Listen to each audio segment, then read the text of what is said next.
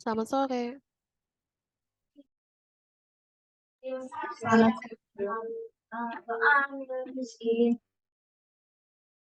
Selamat sore, Ibu. Ya, sore. Ini sudah hadir semua belum?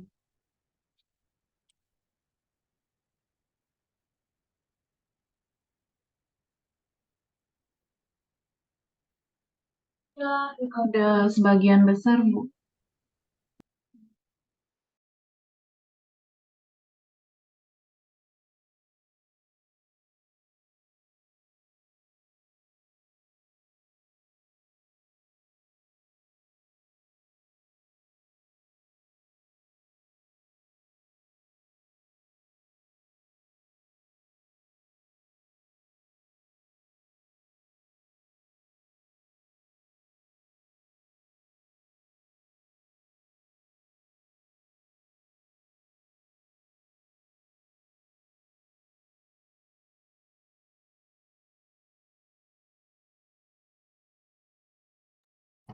Tiga satu ya. Di daftar ini ada 34.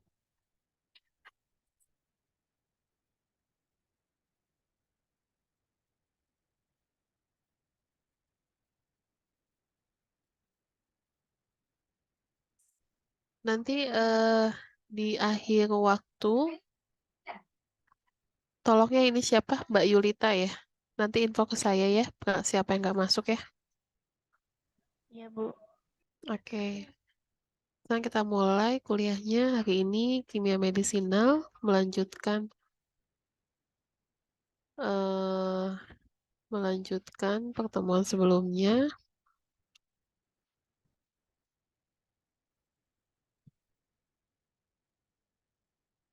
Minggu lalu saya ada janji apa ya? Ada janji nggak sih? Kok lupa ya?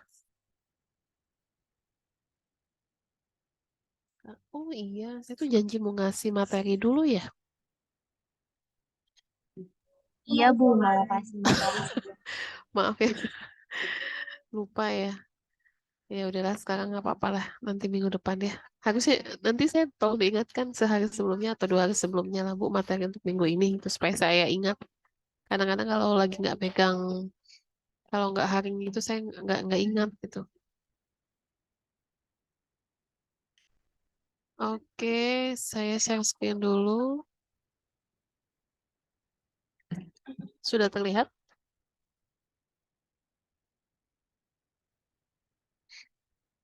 Kelihatan ya? Kelihatan? Kelihatan, Bu. Iya, Bu. Sudah. Suara saya pelan atau cukup?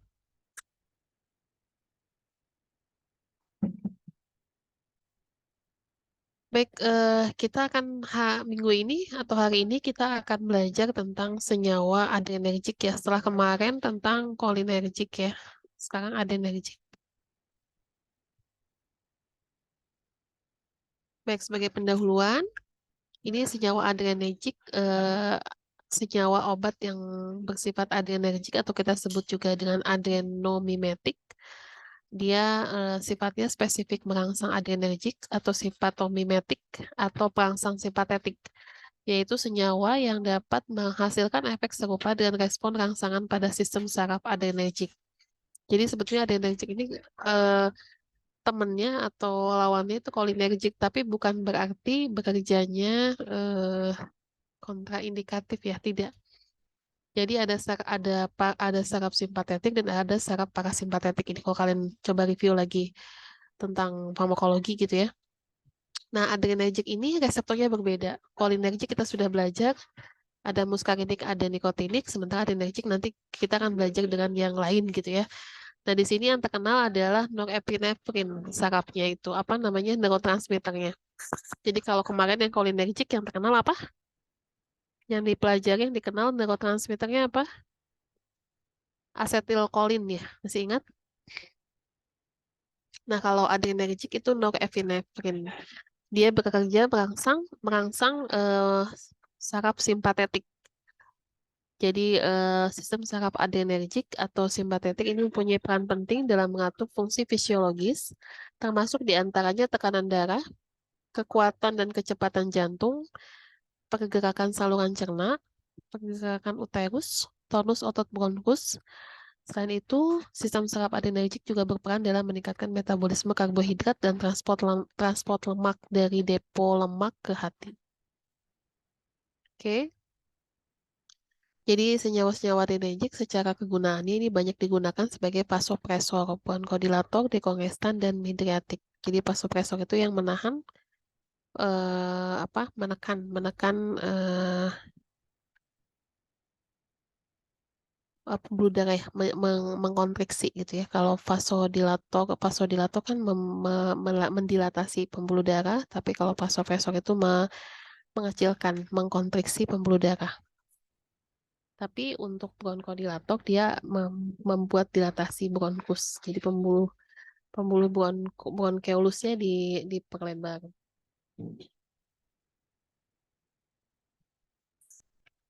Efek samping dari penggunaan senyawa-senyawa adrenergik ini juga cukup bervariasi karena dia mempengaruhi neurotransmitter yang sifatnya simpatetik dan parasimpatetik itu kan kerjanya kerja refleks ya. Jadi kalau misalkan ada efek samping juga akan sangat eh, cukup cukup cukup luas gitu ya. Jadi sebagai vasopresor atau bronchodilator ini dapat menyebabkan sakit kepala, kecemasan, tremor, lemah, dan palpitasi. Kalau digunakan sebagai dekongestan hidung, akan menyebabkan rasa pedih, terbakar, atau kekeringan mukosa. Sebagai obat mata juga dapat menyebabkan iritasi, penglihatan kabur, hiperemia, dan alergi konjungtivitas. Yang pada kondisi kelebihan dosis, dia dapat menyebabkan kejang, aritmia jantung, dan pendarahan otak. Pada penggunaan jangka panjang, menimbulkan hipertrofi jaringan.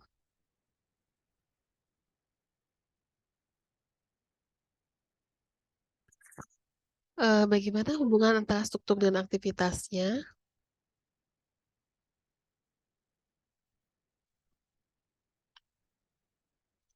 Baik, kita lihat strukturnya dari salah satu senyawa adrenergik ya. Ini struktur umumnya. Jadi kalau dilihat sedikit berbeda ya dengan kolinergik. Kalau di sini bukan karbonil tapi alkohol ya. Ada ikatan OCO, COH. Ini ikatan OH alkohol ya. Kemudian ada nitrogen, tapi ada C alfa. Nih C alfa ini biasanya berikatan dengan C asil ya. Ini struktur apa ya sebentar, Bu? Oke, nanti mungkin di belakang kita bisa lebih lihat. Tapi kurang lebih di sini struktur umumnya adalah ada ikatan alkohol, 1, 2, 3 alkohol. Kemudian umumnya ada gugus nitrogen, sudah biasa ya kalau di obat-obatan pasti ada gugus nitrogen ya. Yang pertama struktur induk feniletilamin. Feniletilamin ini ya, feniletilamin. Struktur fenil yang terikat pada etil sebetulnya. Etilnya mana ini etilnya? Dan amin. Jadi fenil. Ini kursor saya kelihatan nggak sih? Kelihatan ya? Kelihatan ya? Jadi ada fenil, kemudian mengikat etil dan mengikat amin N gitu. Jadi kita sebutnya sebagai fenil etilamin. Ya. Kemudian yang kedua, substituen 3 hidroksifenolat pada cicin atau yang lebih baik dengan substituen 3,4 dihidroksifenolat. Jadi penambahan OH ini meningkatkan efektivitasnya. Kemudian gugus beta hidroksi ini ya, dia mempunyai stereokimia sebidang dengan gugus hidroksifenolat. Gugus hidroksifenolat adalah yang ini, yang disebut stereokimia sebidang ini kan bidang ya. Fenil ini bentuknya bidang. Jadi kalau dibilang stereokimia sebidang, si bidangnya ini bisa menghadap ke atas atau bisa horizontal, bisa vertikal. Kebayang nggak? Nah, si C-nya ini, si gugus alkoholnya ini atau fenolat atau hidroksi alifatiknya ini bisa eh, menghadap ke atas atau ke bawah atau ke kiri atau ke sebelah kanan. Jadi bisa di atas bidang atau bisa di bagian bawah bidang gitu ya. Itu beda stereokimianya. Kemudian substituen yang lebih kecil ini bisa dimasukkan pada atom C rantai samping tanpa mempengaruhi aktivitas agonis. Jadi kalau H ini, H di sini, kemudian kita ganti dengan gugus alkil lain, ini tidak mempengaruhi aktivitas agonis. Jadi aktivitasnya tetap ada. Kemudian atom N paling sedikit mempunyai satu atom hidrogen. Ini ya, si N-nya ini berarti N apa ini? Tersier apa kuartaner?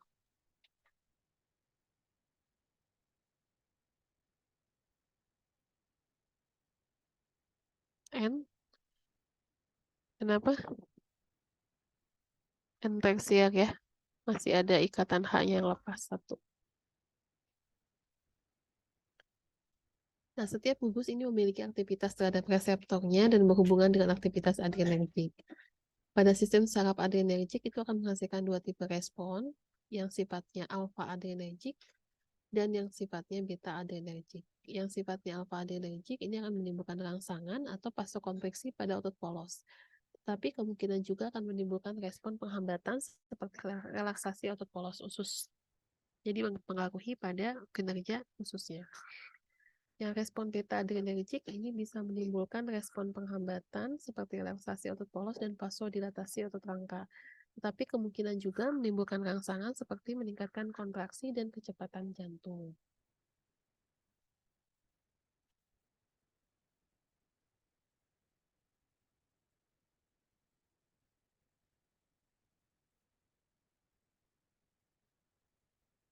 Bentar ya.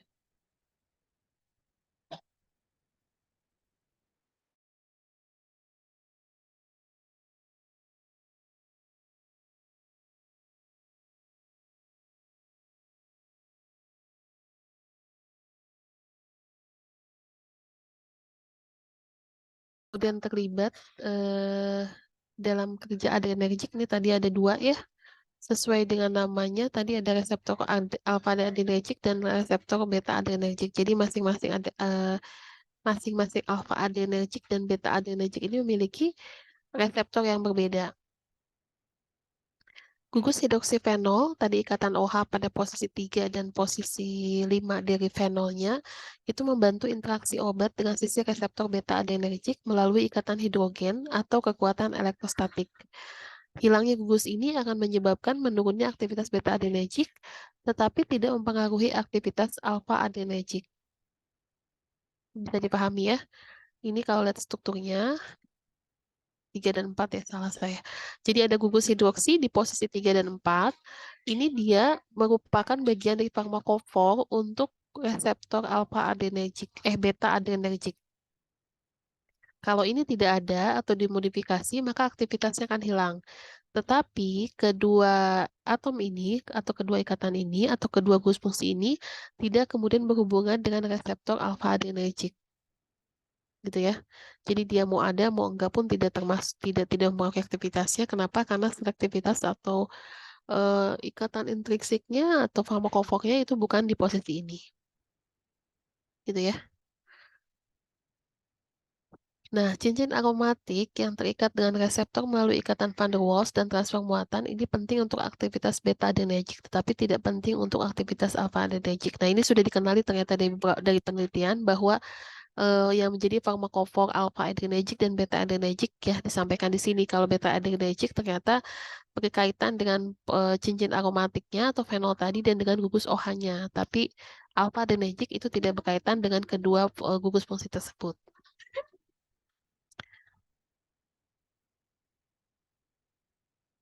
Gugus hidroksi alkohol dalam bentuk isomer ini dapat mengikat reseptor secara serasi melalui ikatan hidrogen atau kekuatan elektrostatik. Hal ini dapat dijelaskan mengapa epinefrin itu 45 kali lebih aktif sebagai bronkodilator dibanding alfa epinefrin. Jadi negatif positif ini kan stereokimia ya. Posisi plus dan minus ini menunjukkan posisi tertentu dari konformasi senyawanya. Dan ternyata di sini dia bersifat stereoselektif. Ya, di sini disampaikan seperti itu. Nah, kemudian hal lainnya adalah bahwa ternyata yang berpengaruh pada aktivitas alpha-adrenergic itu adalah gugus aminonya. Gugus aminonya itu berkaitan dengan aktivitas alpha-adrenergic. Karena dalam bentuk kationik dapat berinteraksi dengan gugus fosfat reseptor yang bersifat anionik. Penggantian gugus amino dengan gugus OCH3 akan menghilangkan aktivitas adrenergic. Teman-teman, kalau nitrogen itu bersifat kationik, berarti dia positif ya, itu amino kuarterner. Nah, ketika dia bentuk amonia kuarterner, eh, dia bisa berinteraksi dengan gugus fosfat yang ada pada reseptor alpha adrenergic. Nah, ketika dia diganti dengan OCH3, misalkan OCH3 itu dia cenderung anionik ya, negatif. Nah, dia itu tidak bisa lagi berikatan atau berinteraksi dengan fosfat gitu, dengan reseptor, dengan posisi, dengan gugus fungsi fosfat dalam reseptor karena sama-sama anionik. Sehingga ketika kita mensubstitusi gugus N-nya atau gugus aminonya dengan OCH3 ini dengan metoksi, maka aktivitas adrenergiknya akan hilang, gitu ya. Begitupun ketika kita mensubstitusi ikatan alkil gugus fungsi samping pada N dengan senyawa yang besar, dengan alkil yang lebih besar, itu akan meningkatkan afinitasnya terhadap senyawa beta reseptor. Kenapa? Karena tadi reseptor beta reseptor hanya berinteraksi dengan posisi fenol dan hidroksil, tidak berinteraksi dengan atau tidak spesifik dengan nitrogennya, dengan aminanya ya, aminonya. Tetapi ketika substituen alkilnya diganti dengan gugus yang lebih besar, pengaruhnya akan terlihat jelas pada alpha adrenergic gitu. Gitu ya. Nah, kemudian satu hal lagi. Apa agonis dan antagonis? Ada yang bisa menjelaskan ke saya agonis dan antagonis itu apa? Rasanya di kuliah-kuliah sebelumnya saya sempat membahas ini ya.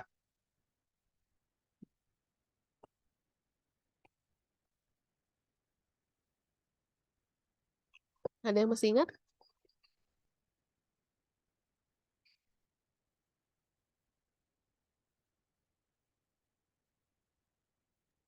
Kalau agonis yang dapat menimbulkan efek yang serupa ya Bu. Tapi kalau antagonis dia bisa menghilangkan efek atau berlawanan. Ya, betul, betul, betul sekali. Jadi kalau disempurnakan jawabannya, agonis dan antagonis ini sifatnya adalah outputnya ya. Jadi dia berinteraksi dengan reseptornya, tetapi interaksinya itu menimbulkan efek yang sama ataukah efek blokade atau inhibisi ya. Nah, agonis itu memiliki agonis itu yang interaksinya menimbulkan efek klinis yang sama. Jadi mimetik gitu ya, adrenergic mimetik. Tetapi kalau antagonis dia berinteraksi tetapi menimbulkan efek apa lawannya ya? Selain mimetik tuh ada istilahnya. Efek yang memiliki yang maksudnya yang memblokade efek mimetiknya gitu. Jadi malah bukan klinis mimetik yang ditimbulkan, bukan klinis adrenergic yang ditimbulkan, tapi blokade penghambatan aktivitas klinis dari adrenergicnya. Itu antagonis ya. Oke, nah ini kita bisa lihat dari mana gitu ya. Ini kalau misalkan dia bisa berinteraksi dengan sama-sama bisa berinteraksi dengan beta adrenergic, harusnya kan punya gugus fungsi yang mirip ya, punya farmakopor yang sama. Kalau tadi kita pelajari bahwa reseptor beta adrenergic ini berkaitan dengan interaksinya dengan gugus fenil dan gugus hidroksil gitu ya. Nah, kemudian kalau kita bandingkan ini terlihat katanya isopretenerol ini perangsang beta adrenergic ini confirm ya karena dia punya gugus fenol dan punya dua ikatan OH gitu hidroksil. Tetapi pada gugus propanolol ini sifatnya blokade adrenergic. Kenapa? Dia punya gugus fenil, interaksinya ada tapi tidak sekuat protenerol ya karena tidak adanya hidroksil. Ketidakadaan gugus fungsi hidroksil ini mengurangi sedikit interaksinya. Jadi interaksinya tidak spesifik terhadap kinerja agonisnya. Sehingga dia berinteraksi tapi klinis yang muncul adalah antagonis, blokade kerja dari adrenergiknya ya.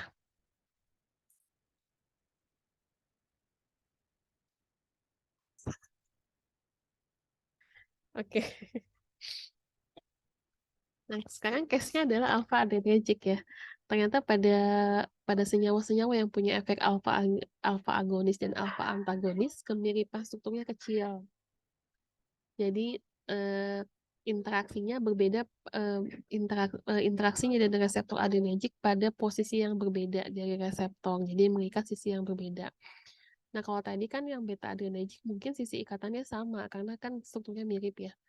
Jadi kemungkinan interaksi dengan reseptornya pada posisi yang sama. Tetapi untuk alpha agonis dan alpha antagonis dari penelitian terlihat bahwa ternyata mereka mengikat pada sisi reseptor yang berbeda.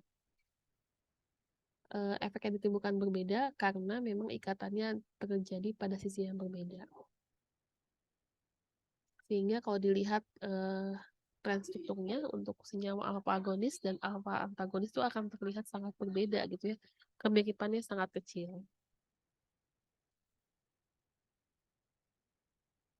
Oke, selanjutnya bagaimana dengan konformasinya ya, konformasi dari senyawanya.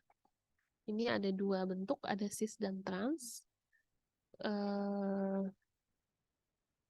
Kalau yang trans ini memiliki interaksi yang lebih baik dengan reseptor alpha 2 adrenergic ya, dibandingkan dengan bentuk konformasi cisnya. Sementara reseptor beta adrenergic itu tidak terlalu dipengaruhi oleh bentuk konformasi. Nah, ada sedikit kesimpulan di sini, disampaikan di sini bahwa dari hasil studi hubungan struktur dan aktivitas senyawa alpha agonis ini didapatkan bahwa satu substitusi gugus metil pada atom C alpha, kalian bayangkan tadi strukturnya ya, ada C alpha itu adalah C yang terikat pada C yang mengikat O, itu biasa kita sebut C alpha.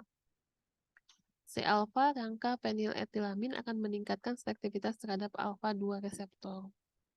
Kenapa kita sebut alpha 2, alpha 1? Karena tadi kan ikatan alpha agonis dan alpha antagonis itu berbeda pada posisi reseptornya pada posisi sisi reseptornya sehingga dikenal ada alpha 1 dan alpha 2. Selanjutnya menghilangkan gugus OH pada atom karbon yang keempat dari cincin aromatik ini dapat meningkatkan selektivitas terhadap alpha 1 reseptor adrenergic. Penghilangan gugus 3OH dari cincin aromatik pada banyak kasus ini malah meningkatkan selektivitasnya terhadap alpha 2 reseptor. Jadi ini memang perlu sedikit dipahami dan dihafalkan ya. Kenapa? Karena ikatan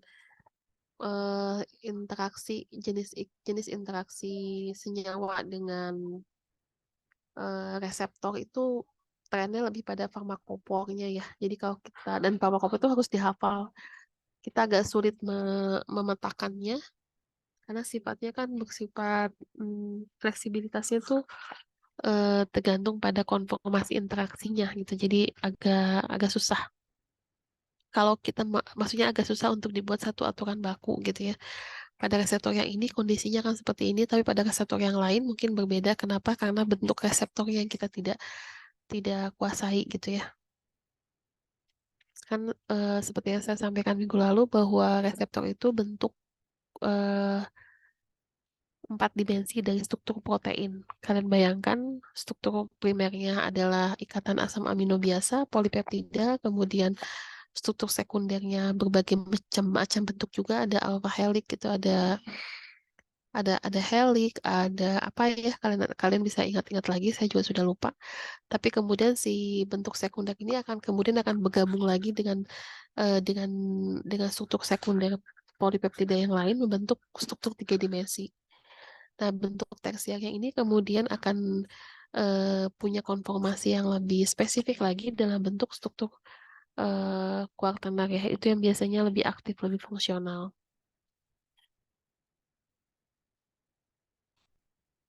Baik, bagaimana sebetulnya mekanisme kerja senyawa adrenergic? Ini penelitiannya juga sudah banyak ya. Jadi misalkan dari sejak tahun 1947 malah sudah ditemukan beberapa teori tentang mekanisme kerja senyawa adrenergic. Di tahun 1947, seorang peneliti ini mengemukakan bahwa terdapat dua kelompok adrenoreseptor, yaitu alfa dan beta. Alfa adrenoreseptor terutama terlihat pada rangsangan otot polos, sedangkan beta adrenoreseptor ini berhubungan dengan hambatan otot polos, termasuk otot polos usus dan rangsangan otot jantung. Jadi bekerjanya kontradiktif ya antara alfa adrenoreseptor dan beta adrenoreseptor. Di tahun 67 dihasilkan juga sebuah penelitian yang menyatakan bahwa ternyata ada dua subtype beta reseptor, yaitu beta 1 dan beta 2. Beta 1 adenoreseptor ini terdapat pada organ-organ tertentu seperti jantung, arteri koroner, otot usus atau jaringan adipose, dan biasanya dihubungkan dengan efek rangsangan jantung dan lipolisis. Sedangkan beta 2 adenoreseptor itu terdapat Suaranya pada kecil. tempat lain seperti arteri, paru, dan otot uterus. Sebentar. Nah, yang lebih memberikan klinis pada vasodilatasi dan bronchodilatasi adalah beta 2 adenoreseptor. Di tahun 1974, ini penelitiannya mengemukakan bahwa begitupun dengan alfa reseptor, ada dua macam, alfa 1 dan alfa 2. Alfa 1 adenoreseptor terdapat pada postsinaptik dan merupakan mediator respon rangsangan untuk vasokonstriksi. Sementara yang alfa 2 itu pada prasinaptik dan merupakan mediator efek penghambatan. Ya. Ini berbeda posisinya ya. Jadi si alfa 1 adenoreseptor, alfa 2 adenoreseptor, beta 1, beta 2 ini posisinya ada berbeda-beda gitu di organ-organ tubuh manusia. Dan efek klinisnya akan berbeda tentu saja ya. Misalkan ini alfa 2 adenoreseptor. Prasinaptik terdapat pada semua organ yang sarafnya dikontrol oleh sistem saraf simpatetik. Tetapi yang postsinaptik ini ada dua macam juga ya, ada yang di prasinaptik dan postsinaptik. Ini coba kalian harus bikin pakai skema ya. Alfa 1, alfa 2 ini mungkin akan lebih mudah ditelusuri dengan membuat skema, dan tapi ini sebetulnya bagian dari farmakologi ya. Jadi kalau di kimia medisinal sebetulnya tidak akan lagi dijelaskan lebih dalam di bagian itu, lebih kepada senyawa apa sih yang punya efek pada adenoreseptor alfa 2 prasinaptik atau yang postsinaptik atau yang alfa 1 postsinaptik dan prasinaptik. Cuman ini untuk pengetahuan dan merefresh kembali pengetahuan kalian tentang farmakologi ya. Misalkan di jantung. Di jantung tipe adenoreseptornya yang mana nih? Oh, beta 1 ternyata lebih banyak. Kalau saluran darah tipe adenoreseptor yang mana nih? Di tabel ini sudah cukup enak ya melihatnya, sudah ada pembagian dan sudah ada respon yang ditimbulkannya. Eh ini tidak bisa kita, agak susah ya kita menghafalnya, harus satu-satu nih. Ya, dipelajari saja. Mau nggak mau ini harus sedikit dihafal sih. Tapi trennya apakah si B2 itu relaksasi atau konstriksi, mungkin ada tren yang bisa dilihat ya. Kalau misalnya di pertama nih beta 1 ini semuanya meningkatkan. Berarti kan kalau misalnya otomatisasi, tapi ini nggak ada hubungannya sama dilatasi dan kontriksi ya. Artinya meningkatkan otomatisasi, kecepatan konduksi, ekstabilitas, kekuatan kontraksi dari otot jantung. Kemudian kalau di saluran darah, beta 1 lebih dilatasi, tapi beta 2 juga dilatasi pada kebanyakan arteri gitu ya. Jadi beta adenogen kan tadi lebih pada dilatasi. Jadi kalau beta itu kemungkinan dilatasi, karena alfa itu konstriksi. Di paru juga sama ya. Beta adenoreseptor ini lebih mengakibatkan dilatasi dibandingkan dengan alfa. Oke. Midriasis juga termasuk salah satu bentuk konstriksi ya. Jadi alfa itu selalu konstriksi, sementara beta itu lebih pada relaksasi. Ini juga jadi cukup menyebar banyak pada beberapa fungsi fisiologi tubuh manusia. Baik, bagaimana kemudian kita mengelompokkan senyawa adrenergik ini? Senyawa adrenergik ini dibagi dalam dua kategori besar berdasarkan mekanisme kerjanya dan berdasarkan efek farmakologinya. Berdasarkan mekanisme kerjanya, ini kita bagi tiga lagi, ada adrenomimetik yang bekerja secara langsung, bekerja tidak langsung, dan bekerja campuran. Artinya langsung dan tidak langsung. Contoh adrenomimetik yang bekerja langsung, ini contohnya adalah, ini lebih pada ini ya, pada apa namanya, strukturnya ya. Jadi yang yang bekerja langsung ini gambaran strukturnya yang pertama punya cincin aromatik, punya atom N, punya rantai samping etilamin. Nah, ini berdasarkan temuan-temuan dari penelitian sebetulnya. Oke, ini masih lanjutan. Jadi kurang lebih strukturnya seperti ini. Dan ini mimetik dengan epinefrin. Epinefrin itu tadi kalau masih ingat adalah neurotransmitter ya untuk golongan adrenergik, untuk simpatik. Nah, pada adenomimetik yang bekerja langsung, maka gambaran struktur yang paling penting adalah yang pertama untuk mengaktifkan alfa reseptor, atau yang kedua mengaktifkan beta reseptor. Ini sepertinya ulangan dari yang awal ya, kita sudah membahas ini semua, bahwa alfa reseptor itu berkaitan dengan gugus fenilnya dan OH-nya. Oh, keliru saya, amin ya, gugus aminnya. Sementara beta reseptor itu lebih berkaitan dengan apa namanya? Penil dan substituennya.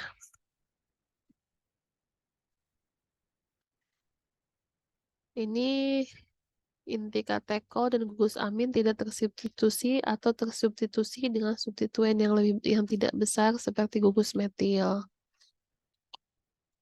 Pada kenyataannya, inti katekol, terutama hidroksifenolat, ini terlihat relatif lebih berpengaruh terhadap aktivasi beta reseptor dibandingkan alfa reseptor, karena gugus amin tanpa fenolat itu secara sempurna akan kehilangan aktivitas beta, sedangkan aktivitas alfanya masih tetap ada. Ya, jadi kalau fenolatnya kita hilangkan, gugus fungsi fenolnya dihilangkan, itu aktivitas beta adenergiknya akan benar-benar hilang. Tetapi aktivitas alfa adenergiknya masih ada. Pada kondisi pH fisiologis, atom N gugus amin itu akan terprotonkan menjadi N kuartenar, dan ternyata hal ini sangat berperan untuk pengaktifan alfa reseptor.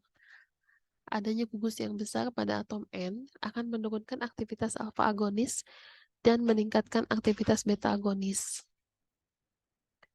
Selanjutnya, untuk aktivasi alfa reseptor, ikatan hidrogen ini dilibatkan di antara gugus onium obat dan gugus yang bermuatan negatif pada reseptor.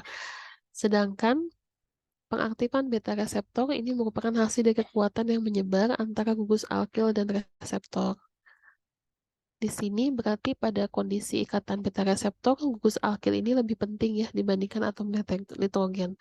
Berbeda dan kontradiktif dengan aktivasi pada reseptor alfa.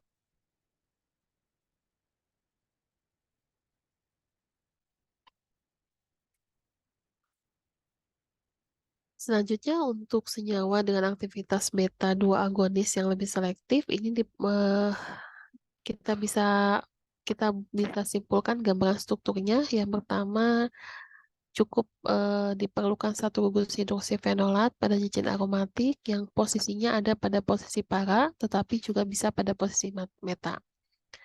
Kemudian yang kedua, adanya gugus metil atau etil pada posisi alfa gugus amino itu berperan besar pada efek vaskular. Jadi posisi alfa gugus amino. Jadi posisi C pertama dari ikatan dengan amin itu C alfa amino.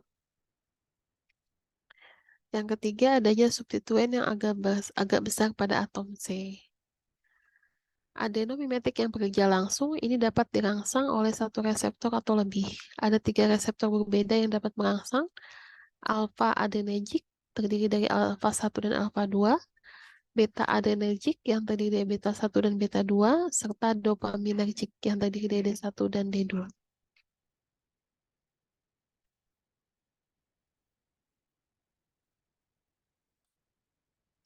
Sebentar.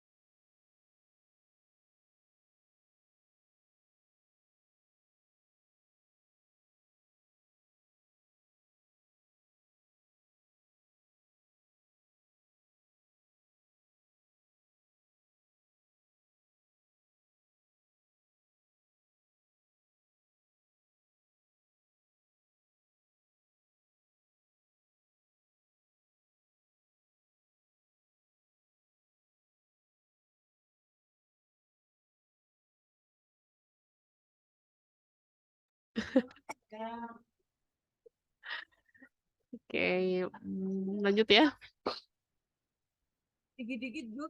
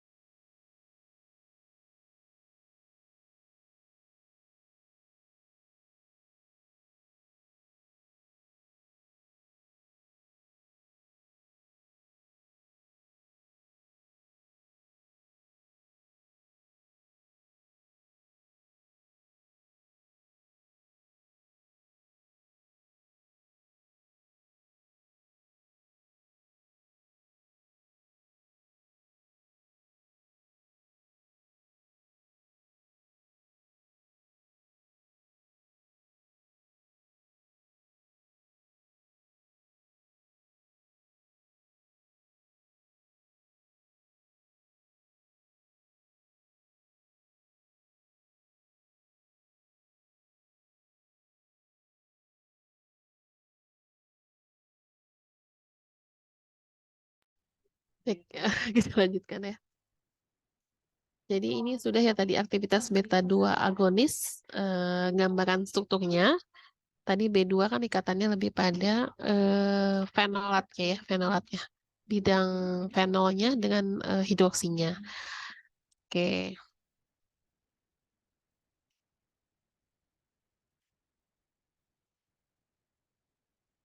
ini contoh-contoh obatnya. Ini kayaknya harus dihafal aja ya. Nggak bisa secara lain saya dihafal, tapi kalian bisa memilih yang lebih terkenal. Kayak misalnya phenylephrine itu kan banyak digunakan, klonidin, dobutamin, dan ini obat-obatnya sebetulnya hampir sama juga dengan yang kemarin cholinergic ya. Kalau kalian lihat ada klonidin. Jadi artinya si senyawa ini punya, nah gini nih teman-teman, kalau misalnya senyawa seperti klonidin ya, dia punya efek cholinergic. Jadi sebetulnya tujuan penggunaannya untuk cholinergic, tetapi karena dia juga bisa merangsang reseptor alfa 1 dan alfa 2, ini biasanya akan muncul efek samping yang berkaitan dengan klinis dari agonis alfa 1 atau alfa 2 atau klinis dari yang disebabkannya di reseptor lain. Itu ya, itu sudah seperti itu sih.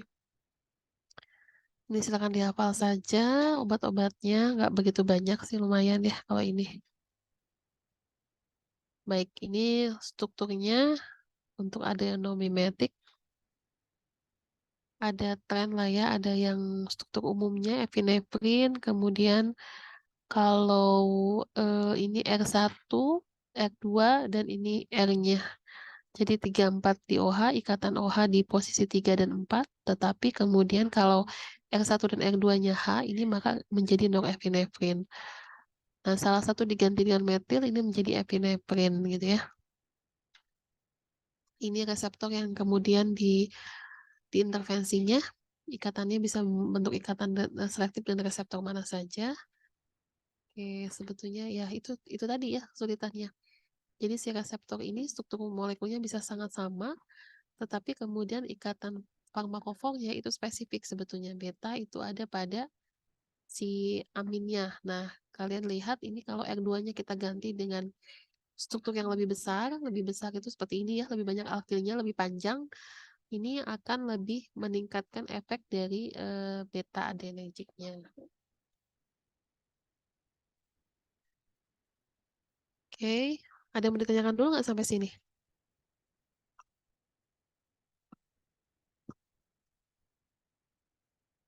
Ada yang mau ditanyakan?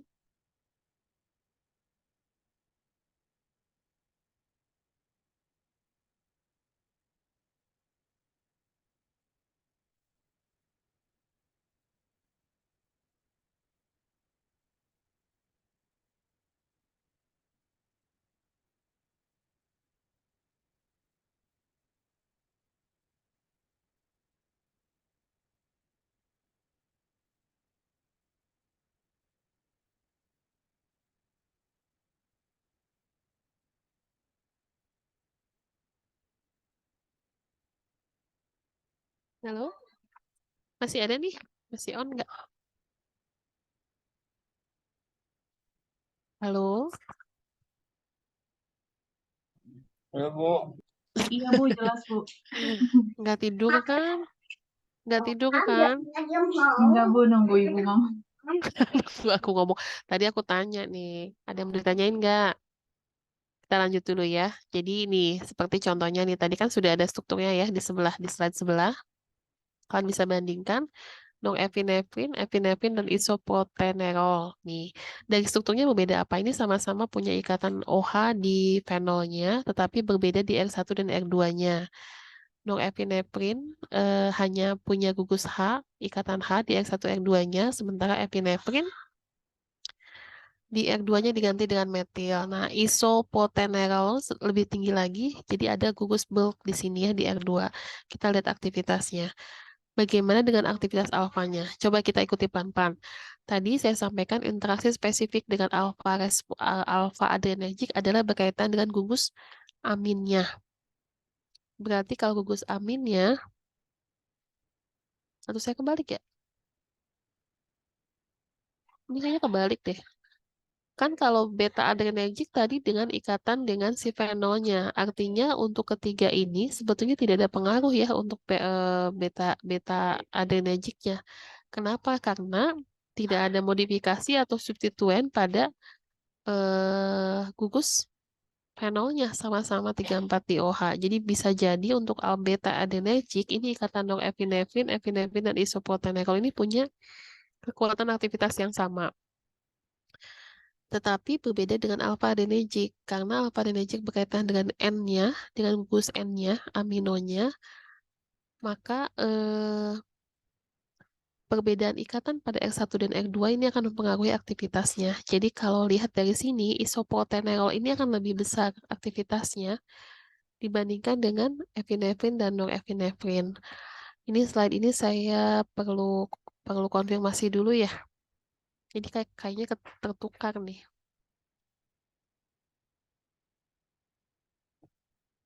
Nanti saya konfirmasi dulu ya, karena ini kan dibuat bersama-sama dengan tim dosen lain. Kecuali kalau ada hasil penelitian lainnya. Ada hasil penelitian yang spesifik yang menyatakan seperti ini, maka bisa jadi seperti ini. Ini PR buat saya ya. Bentar saya coba foto dulu, ambil dulu.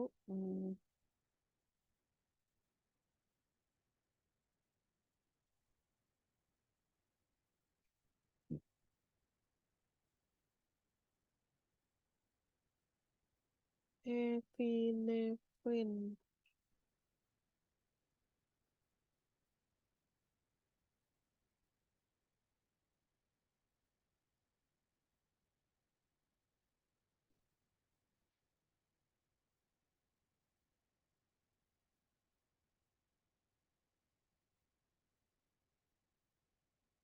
Oke, nanti ya. Nanti saya cari aja.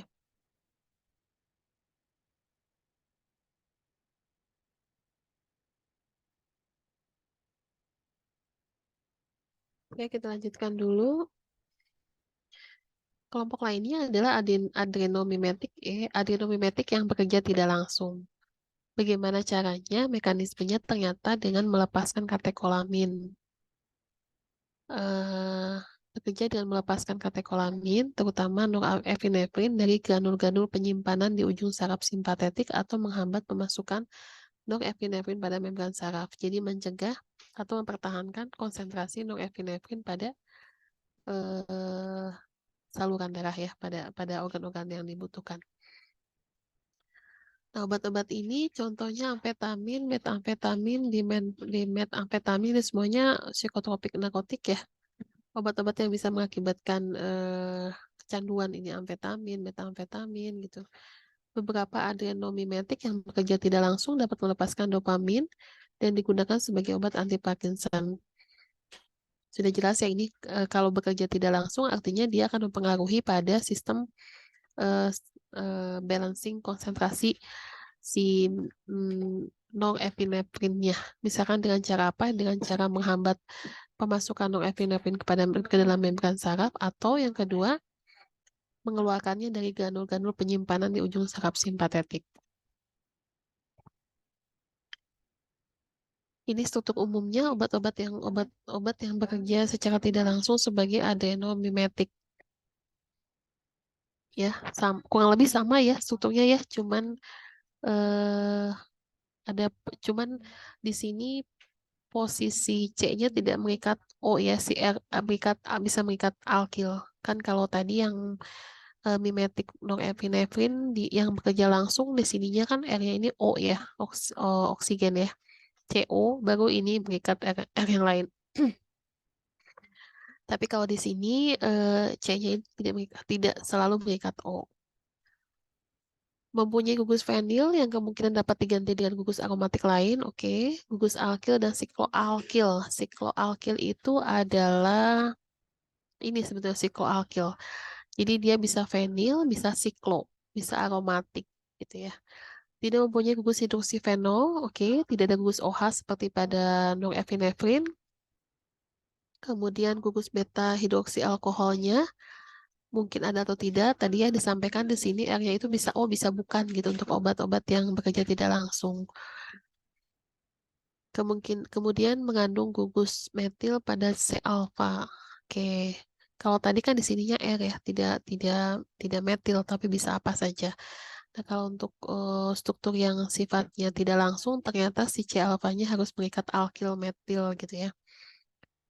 Kemudian gugus nitrogen amino kemungkinan besar berupa amin primer atau sekunder dan dapat pula merupakan bagian dari cincin heterosiklik. Nah, bagian sini si aminnya itu tidak kuartener, jadi artinya ada haknya, ada hak sisanya bisa tersier atau bisa primer atau sekunder.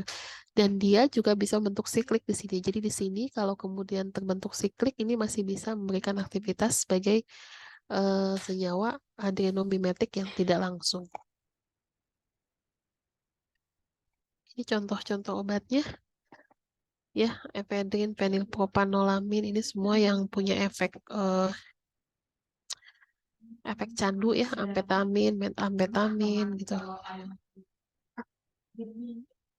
Yang ketiga adalah adrenomimetik yang bekerja campuran. Jadi yang bekerja campuran ini bisa melalui pengaktifan adenoreseptor secara langsung atau melepaskan katekolamin. Jadi yang tadi yang tidak langsung itu dengan katekolamin. Contoh obatnya ada di sini ya. Efedrin, efedrin tadi bisa bekerja sebagai tidak langsung, tapi juga ternyata bisa bekerja secara langsung.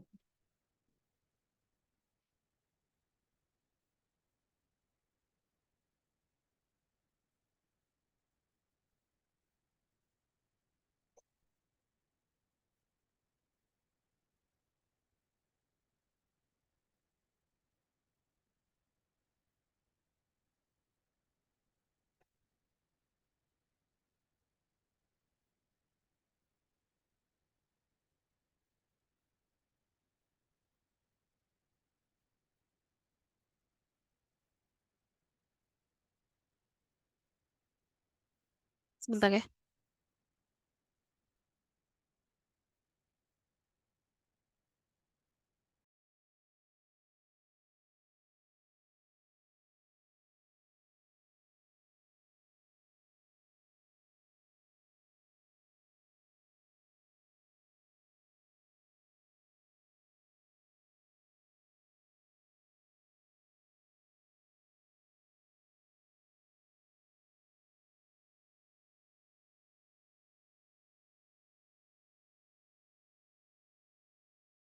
Oke, selanjutnya.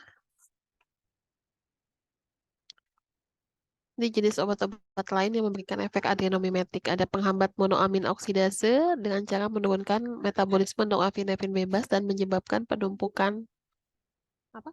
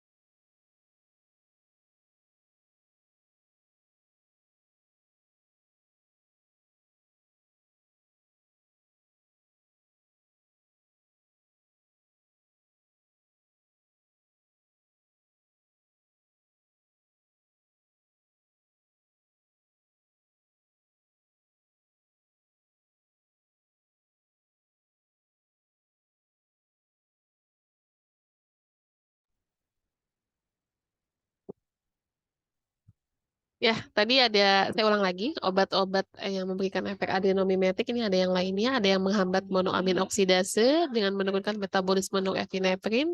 Ini maaf ya teman-teman, banyak gangguan ini. Saya masih di kantong soalnya. Yang kedua, kelompok kokain, desipramin, itu caranya memblokade transport aktif dari cairan luar sel ke mobile pool satu sitoplasma. Nah, ini juga hanya sebagai informasi aja ya, saya belum bisa mengeksplor banyak juga gitu karena sebetulnya fokus kita di senyawa-senyawa adrenomimetik gitu ya. Jadi mungkin obatnya ini lebih spesifik dan bekerjanya mekanismenya hanya seperti ini. Jadi misalnya tiragalol, katekol, dan 4-metiltropolon itu ternyata ada penelitian yang menyatakan bahwa dia mekanismenya sebagai adrenomimetik adalah dengan menghambat enzim katekol metiltransferase gitu ya. Lain halnya dengan tiramin dan efedrin. Tadi efedrin sudah dinyatakan kan dia bekerja seperti apa, masuk dalam bekerja langsung ya, adenomimetik bekerja langsung, tetapi juga ada penelitian yang menyatakan bahwa kedua obat ini ternyata dari penelitian menunjukkan mekanisme yang lain gitu yang spesifik. Seperti itu sih ini posisinya ya. Baik, berdasarkan efek farmakologisnya, ini senyawa adrenergik bisa dibagi menjadi 4 golongan. Ada vasopresor, bronkodilator, dikongestan, mediatik. Ini semua tahu artinya ya. Vasopresor tadi saya sudah sampaikan. Ada yang bisa mengulang?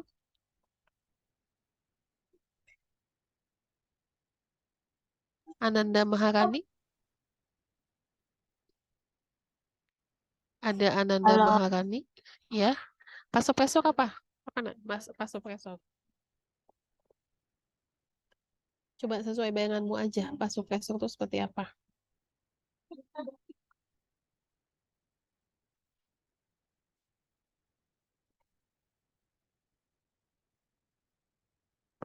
Ada yang bisa bantu? kalau vasopresor itu dia konstriksi, Bu. Dia mempersempit. Bukan, kalau bronkodilator dia memperlebar bronkus. Oke. Kalau dekongestan? Tahu ya kalau dekongestan, dekongestan Mengancam, hidung biasanya. ya, mengancam. Heeh. Midriatik tadi di mana tempatnya midriatik? Mata ya biasanya. Midriatik itu di mata.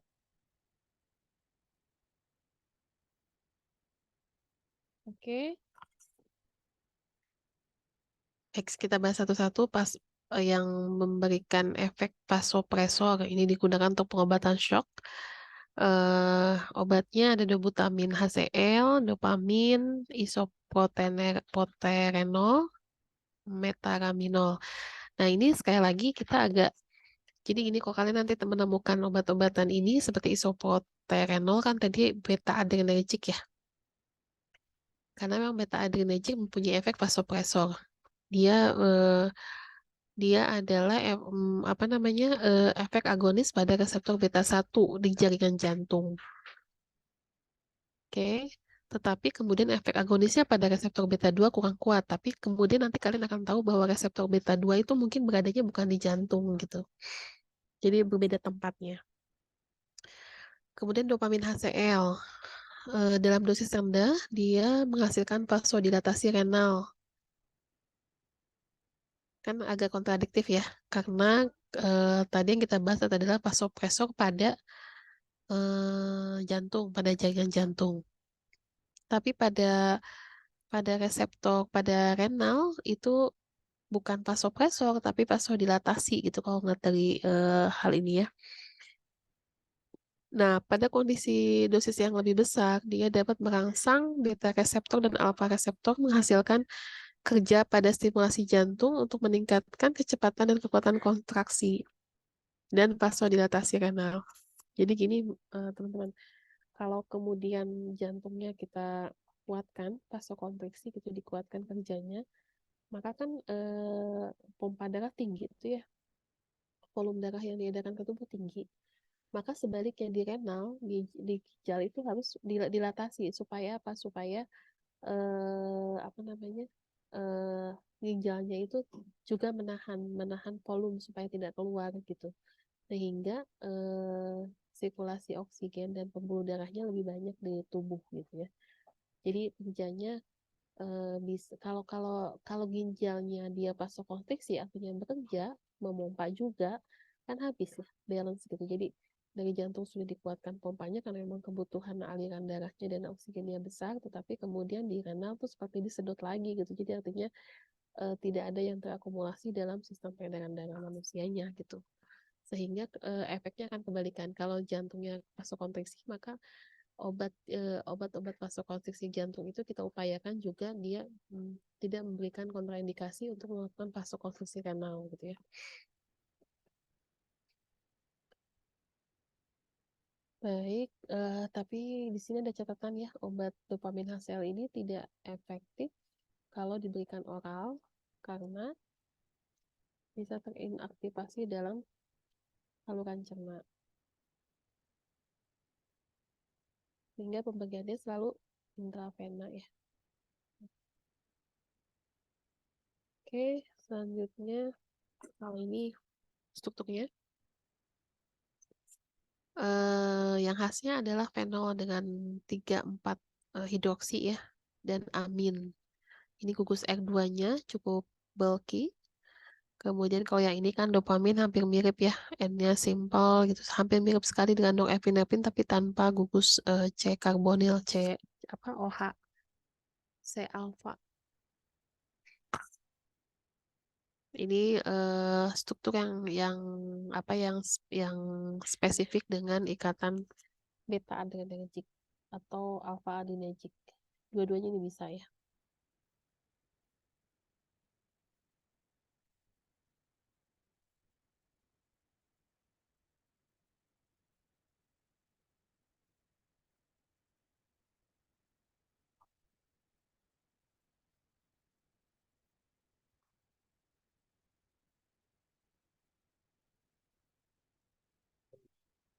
Baik, selanjutnya isoproterenol HCl. Dia merupakan beta agonis yang tidak selektif dengan efek terhadap alfa reseptor yang sangat kecil. Kemudian ada metaraminol bitartat. Ini juga vasopreso kuat dengan masa kerja yang lebih panjang. Kemudian ada norepinefrin bitartat. Ini jelas ya dia mimetik kan sama dengan norepinefrin ya. Baik, yang kedua adalah bronkodilator. Ini contohnya salbutamol. Salbutamol dan terbutalin ini hampir mirip sekali ya. Ini dengan spesifik dengan alpha adrenergic sepertinya nih. Tapi dia juga punya gugus yang selektif dengan beta reseptor. Di sini beberapa senyawa adrenergic yang mengaktifkan beta reseptor mempunyai spesifik tinggi terhadap beta 2 reseptor, menyebabkan relaksasi otot polos bronki sehingga digunakan sebagai bronkodilator. Berarti ini yang dikejar adalah efek beta beta adrenergic ya. Jadi reseptor reseptor beta yang menjadi targetnya. Ini harusnya salbutamol. Nah, kalau dilihat dari sini berarti si terbutalin ini kinerja atau aktivitas betanya akan lebih tinggi ya dibanding salbutamol karena salbutamol ini ada perpanjangan alkil ini, tidak langsung mengikat OH. Sementara tadi ikatan spesifiknya adalah dengan fenol ya, dengan fenil yang mengikat OH yang tersubstitusi oleh OH.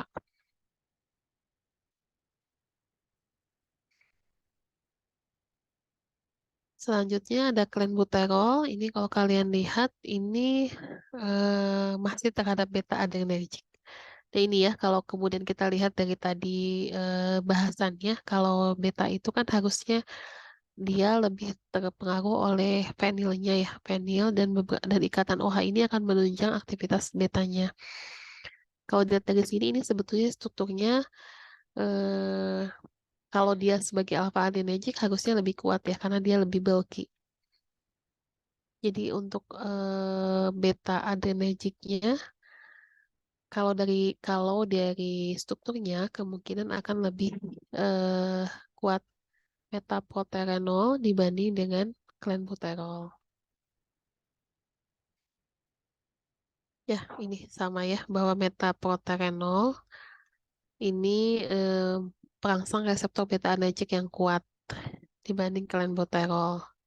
Tapi untuk aktivitas alfa adrenergiknya, alfa reseptornya, bisa dia ngasih komentar nggak lebih kuat mana? Lebih kuat klenbuterol ataukah metaproterenol? Ada yang bisa jawab nggak?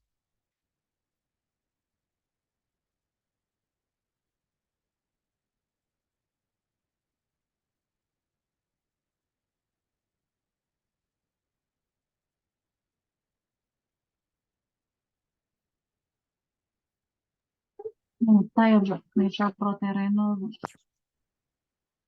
Kalau dari bulking-nya sepertinya sih klenbuterol ya, karena tadi kan kalau lebih bulky ini kan CH3 nih, ikatannya lebih besar dibanding ini metaproterenol, tapi ini hampir sama ya. Oh ini sama ini CH3 ini CH3.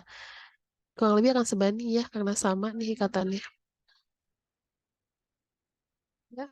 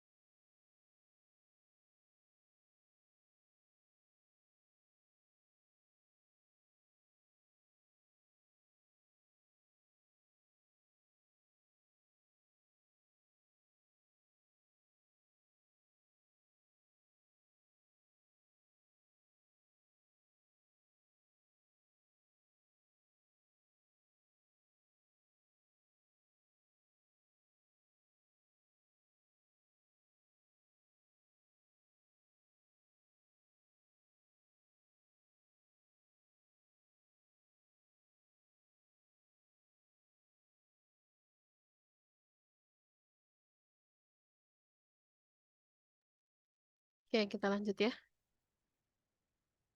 Ini fenoterol, beta reseptor juga. Nih kalau kita lihat beta reseptor mana yang lebih besar?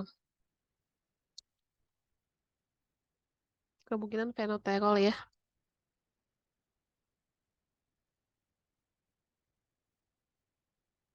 Kemungkinan sih fenoterol ya karena ini ikatannya hanya terikat langsung. Tapi ini sebetulnya kan karena tidak ada perbandingan langsung, jadi kita tidak bisa membandingkannya dengan satu obat dengan obat yang lainnya, hanya pendekatan dari interaksinya saja, interaksi gugus fungsinya. Kalau yang tadi disampaikan di beta reseptor kan mengikatnya pada interaksinya pada gugus fenil dan OH-nya ya, kemungkinan si fenoterol. Oke, selanjutnya efedrin HCl, epinefrin, dan salmeterol. Ini salmeterol seperti ini. Ya, kalau lihat dengan beta reseptor kan lebih pada posisi ini ya, posisi ini yang kita lihat. Jadi kita tidak melihat posisi panjang ini, lebih kepada ini. Tapi terkadang struktur yang besar ini kemudian berpengaruhnya pada sisi kelarutannya atau lipofilisitasnya itu juga berpengaruh pada efektivitas kinerjanya. Kenapa? Artinya kalau misalkan obat-obatnya hmm, susah masuk, susah merich bagian targetnya, kan jadi aktivitasnya juga tidak tinggi itu hanya karena strukturnya misalkan lebih lipofil atau lebih hidrofil. Jadi tidak hanya melihat pada struktur interaksinya, interaksi atau farmakofornya, tapi juga pada struktur besarnya untuk melihat bagaimana kemudian farmakokinetiknya dan farmakodinamiknya. Oke, ini kelanjutannya. Oke, dekongestan. Senyawa yang banyak digunakan sebagai dekongestan ini efedrin, epinefrin, napazolin, oksimetazolin, phenylephrine. Efedrin ini ada di mana-mana ya. Dia cukup punya efek yang besar di mana-mana dan banyak digunakan juga untuk berbagai tujuan. Sementara yang spesifik untuk dekongestan, nanti kalian coba cari mana yang spesifik hanya untuk dekongestan gitu ya. Karena dekongestan ini alfa reseptor tadi efedrin kan punya sifat kerja campuran ya.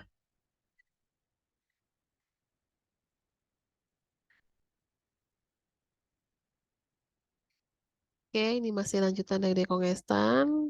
Ini juga jenis-jenis obatnya. Kalian bisa baca sendiri. Lebih membandingkan secara tidak langsung sih, kita bisa lihat dari dosisnya, penggunaan dosisnya. Kalau dosisnya lebih kecil, berarti aktivitasnya lebih besar. Kemudian dari masa ininya ya, masa apa istilahnya, waktu paruhnya gitu ya. Dari waktu paruhnya juga kalau cepat, terlalu cepat gitu, itu kan akan berefek pada efektivitas farmakologinya gitu. Ini turunan dari imidazol untuk vasokonstriktor. Vasokonstriktor itu berarti lebih kepada kerja dari reseptor apa nih? Kalau beta tadi vasokonstriksi ya pada jantung. Vasodilatasi pada renal. Kalau vasokonstriktor berarti agonisnya ya. Contohnya napazolin, tetrahydrozolin. Ini dosis yang digunakan. Kalau dilihat nih antara napazolin dan tetrahydrozolin intranasal saja hampir sama ya. Kinerjanya hampir sama. Karena kurusnya juga sama ya. Bedanya apa sih ini? Oh, oke. Bidangnya ya. Kalau ini dua-duanya aromatik, kalau ini satu siklik tetrahydrozolin. Tapi ternyata perbedaan struktur ini tidak mengakibatkan perbedaan pada aktivitasnya. Kemudian silometazolin dan oksimetazolin ini lebih efektif yang oksimetazolin ya. Lebih konsentrasinya lebih kecil, artinya lebih besar aktivitasnya. Dengan paruh waktu yang cukup panjang nih.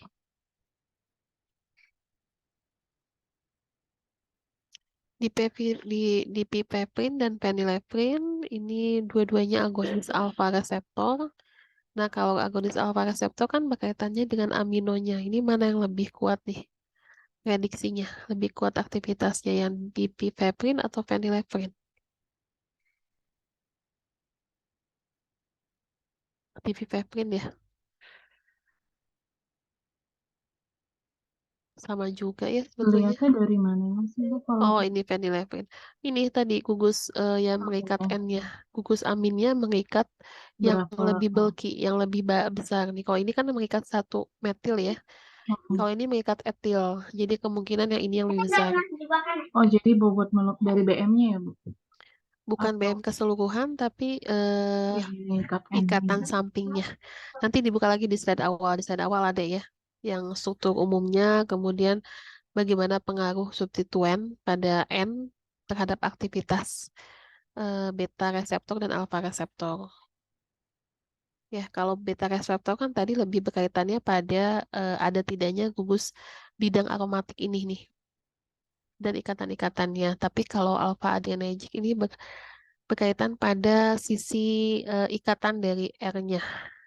Kalau dari N-nya, kalau N-nya mengikat gugus yang lebih besar, itu tadi disampaikan bahwa aktivitasnya akan meningkat. Ini misalkan ini ya, ini kan etil. Sementara kalau di pipeprin ini hanya metil gitu ya. Jadi kalau secara prediksi berdasarkan kajian struktur tadi, HSA tadi, phenylephrine ini akan lebih besar efeknya dibanding di pipeprin untuk kerja alfa reseptornya ya. Lebih seperti itu. Amin alifatik dengan rantai yang panjang ini memiliki aktivitas simpatomimetik. Jadi semakin panjang alkilnya, itu akan semakin meningkat aktivitasnya, tetapi dengan batasan jumlah atom C 7 sampai 8 gitu. Nih, adanya percabangan pada rantai akan meningkatkan aktivitas stresor. Gitu ya.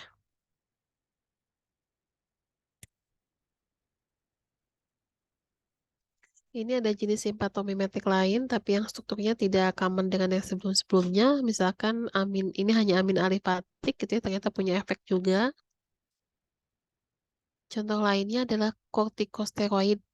Contohnya beclomethasone dan budesonide. Ini nggak ada strukturnya ya. Nanti coba kalian lihat struktur kortikosteroid. Dia seperti apa dibedakan dengan struktur umumnya sebagai adenomimetik tadi.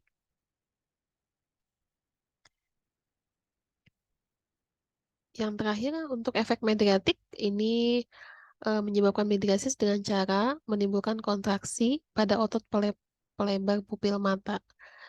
Nah, medriatik yang bekerja secara langsung adalah alfa reseptor. Jadi yang banyak mempengaruhi proses medriatik adalah reseptor alfa adrenergic ya. Contoh obatnya misalkan epinefrin dan phenylephrine. Metoxiamfetamin ini dipakai juga tetapi tidak langsung dengan melepaskan norepinefrin ke tempat penyimpanan intraneuronal. Tetapi karena golongan turunan amfetamin ini sifatnya narkotik ya, ini penggunaannya untuk terapi sebetulnya sangat terbatas sih. Kalau misalnya epinefrin dan phenylephrine masih cukup bisa mengatasi, biasanya sih hanya dua itu.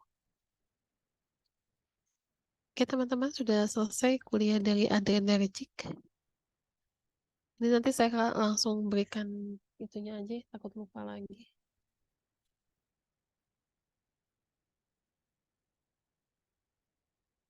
Ada yang ditanyakan?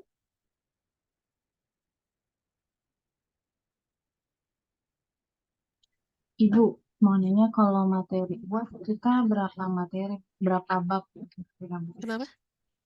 Kenapa? Kalau untuk materi UAS ini kita kayak kemarin IPS 6 bab atau berapa bab gitu kira-kira? Nah, ini saya belum bicara lagi ya, belum kesepakatan dengan dosen yang lain, apakah mau dari awal atau sisanya. Biasanya gimana biasanya? Kalau pelajaran sebelum-sebelumnya, Biasanya sih dari setelah UTS aja gitu, sisanya. jadi Oh, nggak dari kemungkinan awal. sisanya. Iya. Ya, berarti kemungkinan akan sama ya, sisanya. Kapan sih UASnya? Masih lama ya? Awal Januari. Iya. Awal Januari. Ini tuh bahan kuliahnya masih ada 3 bab lagi ya.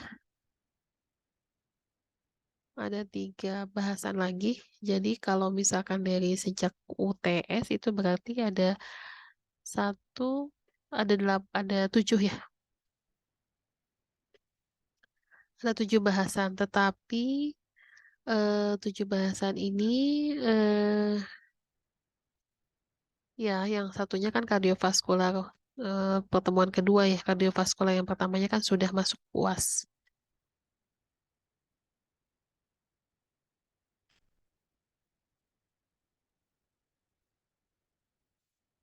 Oke, nanti coba saya masukkan ke dalam link G-Drive yang kemarin untuk bahannya supaya kalian bisa pelajari lebih awal. Karena memang banyak ya. Dan memang ada beberapa hal yang harus kalian explore lagi sih. Gak cukup dari slide ini.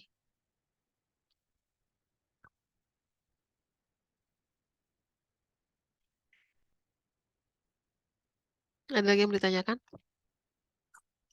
Ini siapa yang nggak masuk ya? Ada infonya nggak, Mbak Yulita?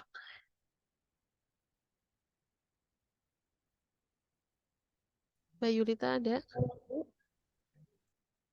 Sudah dapat sudah dapat yang nggak hadir siapa? Masuk semua, Ibu. Kayaknya ada 1 orang yang nggak hadir deh harus ya. Karena di list ada 34. Di list 34, sementara partisipan ini ada 35 termasuk saya dan ruang virtual. Berarti ada 1 orang yang nggak masuk ya? Ada yang pindah kelas, Ibu. Oh ya, siapa namanya? Teguh Setiawan ada? Teguh ada, Bu. Zahira Salsabila ada? Florita ada? Florita ada, Bu. Fahmi? Fahmi Rizky ada?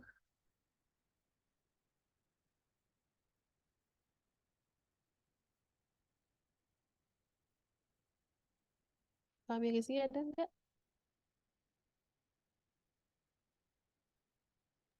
Fahmi tadi saya sempat screenshot ada, Bu. Udah, coba dikirimkan screenshotnya. Supaya saya close ininya. Biar saya langsung submit absennya.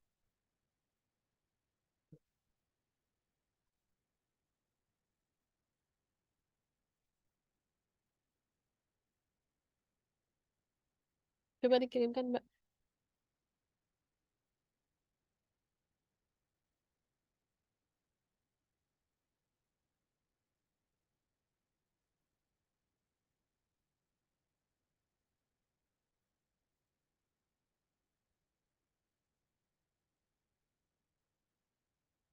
Ya.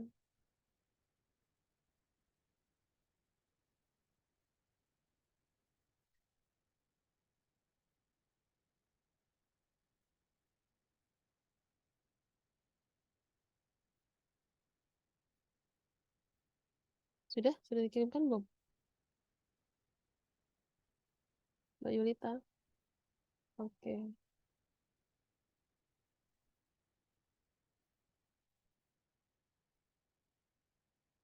Fahmi. Mana Fahmi? Fahmi. Ih, saya nggak lihat nih.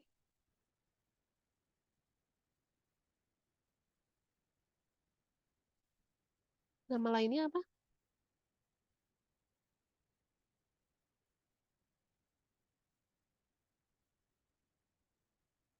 Nggak ada ya?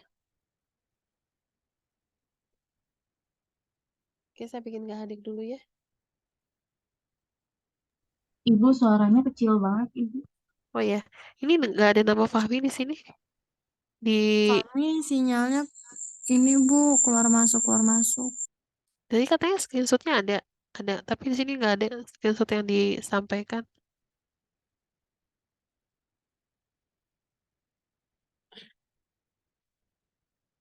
Oke, oke ya. Eh,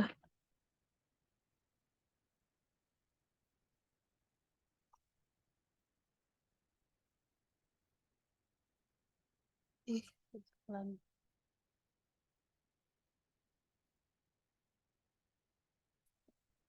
Oke, sudah habis waktunya. Waktu kuliah jam 6 selesai. Baik, sementara saya cukupkan sekian. Terima kasih ya untuk partisipasinya. Sampai ketemu minggu depan di kelas kimia medisinal ya.